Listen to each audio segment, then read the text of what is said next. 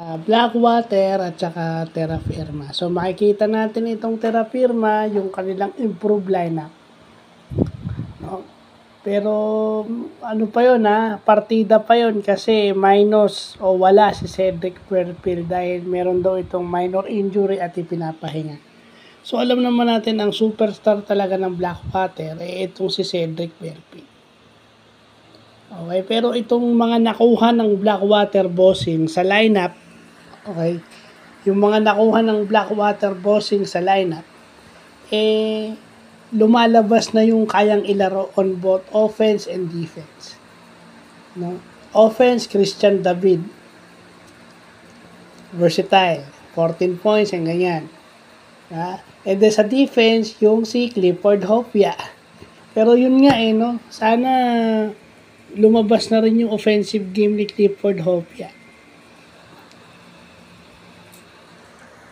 Sayang 6'8", 6'9", tapos pero okay na yun, may height na yung Blackwater, no. Tapos yung mga gwardiya nila is rebound, yung Dalpanopio, galing nung Dalpanopio, no. Nakita rin natin kung gaano kagaling itong si RK Ilagan. Now, Bravo Baste, yan talaga yung diyan ko talaga gustong mag-aral dati sa Baste dahil sa NCAA. Yeah. Makita natin gaano kagaling si RK Ilagan ng dating taga Baste at batang NCAA. 8 rebounds si RK, 5 may rebounds din itong si Panopio. So natutulungan yung bigs.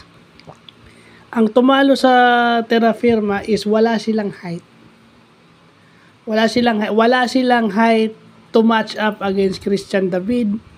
Wala silang pwedeng ipantapat kay Clifford Hopia rebounding wise. At saka meron pa silang Bradwin Ginto, no? May Bradwin Ginto pa sila. Hindi rin nila matapatan yon kasi yung kanilang inside presence sa si Louis Anggalang na depensahan. So yun yung sinasabi nila, pag nadepensahan yung inside presence, yung offense, yung perimeter offense mag-work. Kaso nangyari dun sa Terra Firma, out-rebounded sila. Kasi kahit yung guardia, rumi-rebound. So, lagay na lang natin sa ganun na kahit guardia, rumi-rebound, matatalo ka talaga. No?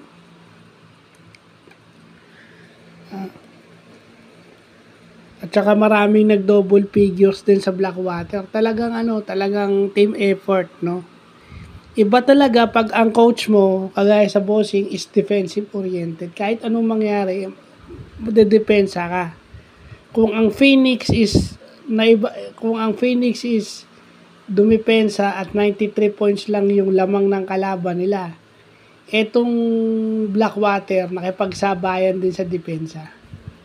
Tsaka yun na nga kasi, rebounding is part of defense. Kasi yung rebounding, sabi nga ni Bill Russell, hindi complete yung stop pag hindi mo nakuha rebound. Kahit guardia, may rebound. Yung shooting din ng Blackwater, tumatama.